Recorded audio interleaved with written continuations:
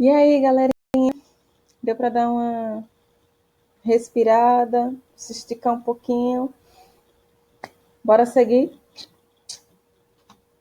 Ó, agora, no nosso segundo momento, nós vamos trabalhar os povos da Mesopotâmia. Espero que vocês estejam acompanhando, né, direitinho. Primeira parte da aula, a gente trabalhou com as características gerais. Ah, professora, por que não faz um vídeo só com tudo? Eu optei por dividir para ficar mais didático, para vocês poderem dar aquela respirada, né? Não ficar um vídeo tão longo. Então, agora, nós vamos aí trabalhar com alguns povos que viveram na Mesopotâmia, ok? Vou trazer para vocês aqui as principais características, o que de importante, né? Precisamos saber sobre esses povos que ali viveram, né? Quais as principais características, criações, invenções e por aí vai, ok? Primeiro povo que eu estou trazendo para a gente aqui, os sumérios, né? É considerada uma das primeiras civilizações da Mesopotâmia, né? As cidades importantes, né, nas quais os sumérios, né, viveram, dominaram, conquistaram, Uruk, Lagash, Eridu, Nippur, né, são as cidades mais importantes para o povo sumério. As cidades é o que a gente chama de cidade-estado, que é isso? Cidades com autonomia política, econômica, religiosa, ok? Quando eu falo aqui em autonomia religiosa, a gente lembra o que a gente viu agora há pouco, né? Os mesopotâmicos, eles eram politeístas. Por serem politeístas, eles acreditavam em diversos deuses. Cada cidade tinha o culto aos seus deuses, ok? Fora a liberdade econômica e política, que a autonomia que elas tinham, né? E foram os sumérios os responsáveis pela escrita cuneiforme, né?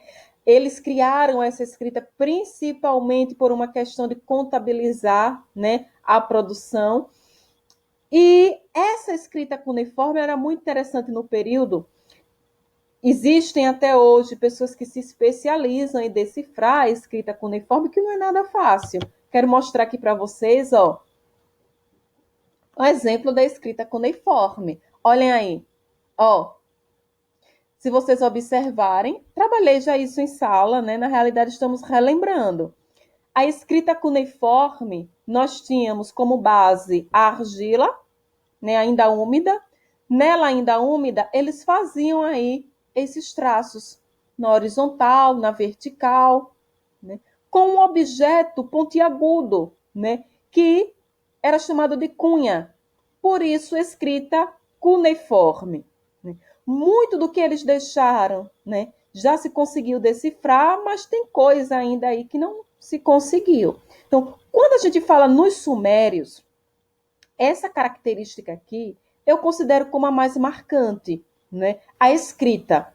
Se você pegar questões, né, de provas de vestibular que trabalha a questão dos sumérios, provavelmente vai abordar a escrita deixada por eles, que foi a escrita que prevaleceu na Mesopotâmia, a escrita cuneiforme. Então, só para recapitular aqui, ó, falou em sumérios, nós vamos ter o quê? As primeiras, né? É uma das primeiras civilizações da Mesopotâmia, cidades extremamente importantes, aí você já tem no slide, tá salvo, é só depois se esqueceu dar uma olhadinha. Lembrando, quero chamar a atenção de vocês também para o seguinte, não abandonem o livro. O livro de vocês vou estar utilizando, certo? Em algumas das nossas aulas. Então, no livro de vocês é interessante que vocês também estejam lendo, né? Tem imagens interessantes para vocês no livro, tem também vídeos bacanas lá para vocês estarem assistindo. Então, não deixem o livro de lado, é interessante que vocês estejam fazendo a leitura. Então, vamos lá. Então, aqui a escrita deixada por esse povo. Mas, dando continuidade, próximo povo que eu trouxe aqui para a gente, os acádios. Aí tem a imagem de Sargão I, né, que é considerado o principal líder do povo acádio. Eles estabeleceram o primeiro estado considerado centralizado da Mesopotâmia, não tiveram uma longa duração, né? E foram dominados, né? Dominaram os sumérios, mas eles absorveram a sua cultura. Professora, como assim?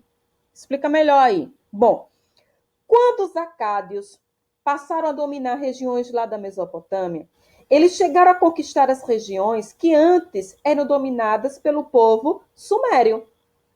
E ao dominar essas regiões dos sumérios, eles não exterminaram a cultura, o modo de vida dos sumérios, né? Cada povo tem a sua cultura. Vocês viram que nós estamos falando aqui de cidades-estados, cidades com autonomia, certo? Quando eles dominaram os sumérios, eles vamos exterminar com o modo de vida a cultura daquele povo. Não, eles assimilaram, absorveram parte da cultura deixada ali pelos sumérios. E aí a gente adentra em um dos principais, os babilônicos, né? Babilônia, também chamada de Amoritas, certo? Primeiro Império Babilônico, nós vamos estudar o primeiro e um pouquinho mais à frente vamos estudar o segundo Império Babilônico. A Babilônia se tornou, né, uma das grandes capitais da antiguidade. Nesse primeiro Império Babilônico, quem passa a ter vez é Hammurabi, né? Ele é considerado, né, o nome do primeiro Império Babilônico, né, o principal rei, e foi ele o responsável por elaborar o primeiro código de leis escritas que a gente tem conhecimento, que é o Código de Hammurabi. Daqui a pouquinho a gente fala sobre ele. Então, Primeiro Império Babilônico já começa aí com uma novidade extremamente importante: leis escritas. E não era assim, professora? Não. Era o que a gente chama de lei consuetudinária, baseada nos costumes, na tradição oral. Né? Então, é Hammurabi o responsável por transformar as leis orais em leis escritas. Esse império, né, só foi aniquilado quando outros povos passaram a invadir, como nós vamos ver daqui a pouquinho. Mas, como eu disse a vocês, eu quero chamar a atenção para o Código de Hammurabi. Olho por olho, dente por dente. Já ouviram falar, né? Isso. Olho por olho, dente por dente. Lei do talião. É citado na Bíblia, né? O Código de Hammurabi, o olho por olho, dente por dente, a lei do talião. Como é que funcionava esse Código de Hammurabi aí? O princípio, né, da reciprocidade. Você fez, você recebe. Mas a gente precisa colocar uma ressalva aí, um sinalzinho de interrogação aí nessa ideia de, então é justo. Era um código que baseado na justiça. Nem sempre, tá? Dependendo da classe social envolvida, nem sempre a punição era igual ao crime cometido. Então, não esquecer isso, né? Código de Hammurabi, olho por olho, dente por dente, mas observar que, dependendo da classe social, nem sempre esse princípio era estabelecido. Um exemplo muito comum, né, quando se fala em Código de Hammurabi. O construtor estava construindo a casa, um determinado cômodo caiu, matou o filho do dono da casa. O filho do construtor pode ser morto.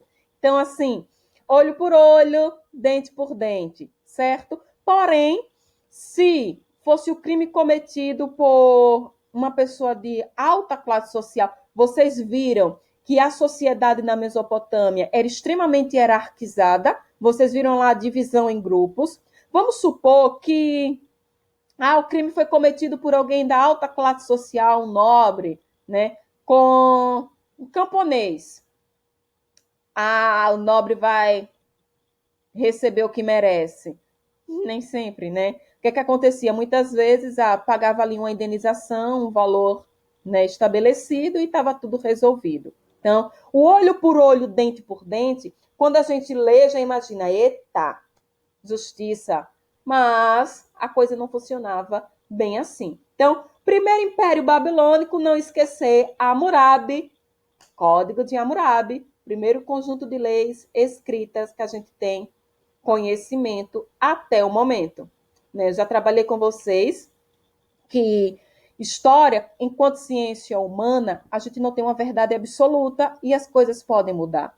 Né? Eu digo a vocês, a gente pode ligar amanhã e ter uma descoberta que mude o curso, não é? Da história do que foi dito até então. Falando nisso, a minha primeira aula, né, de introdução à história, para quem quiser revisar, está lá no meu canal, né? Quem ainda não acessou, quem ainda não viu lá, por favor, tá? Depois dá uma olhadinha que tem uma revisão legal lá sobre, né, introdução aos estudos históricos. Bora seguir? Vamos lá. Esse povo aí, ó, já observe as imagens. A primeira imagem já revela muito do que era esse povo. Guerreiro, militarismo, marcava aí os assírios. Era a marca do povo assírio. Ó, os assírios, né? Peço que vocês me acompanhem aqui, né? Certo?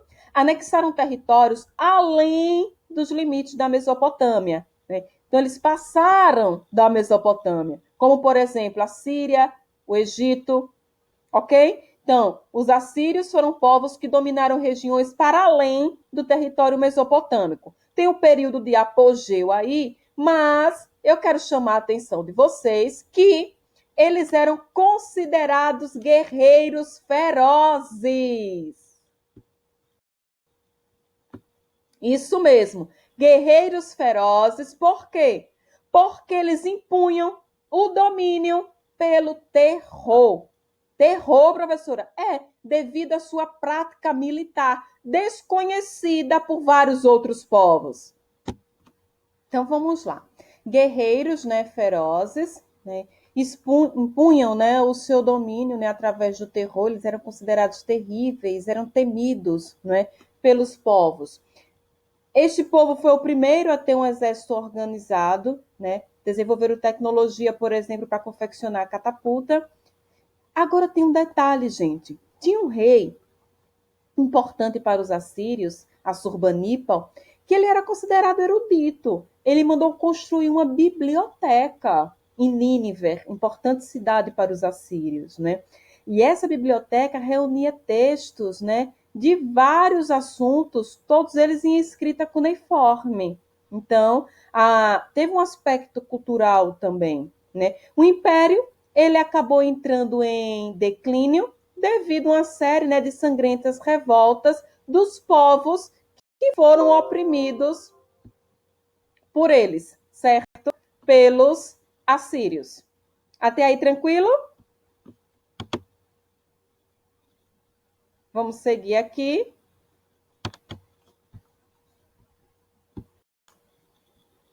Bom, queridos, aqui nós temos que nós vamos trabalhar, são os caldeus, né? Foram os responsáveis por formar o chamado Segundo Império Babilônico, né?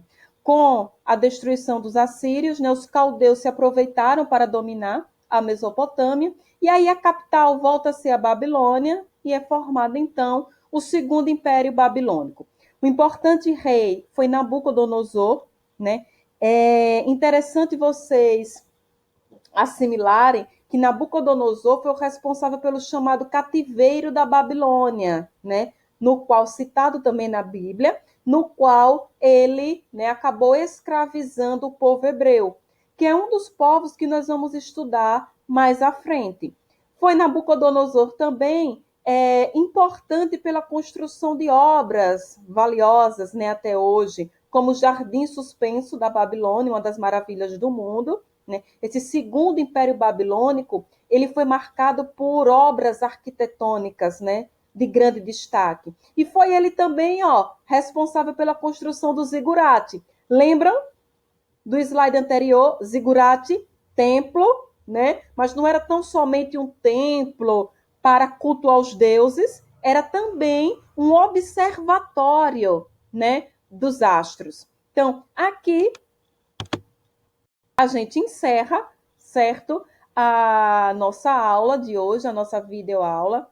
Dizer a vocês que logo, logo vamos estar juntos. Se cuidem, E vocês já sabem que podem contar comigo. Qualquer dúvida que vocês tenham, estou à disposição. E isso. E beijão para vocês. Fiquem com Deus.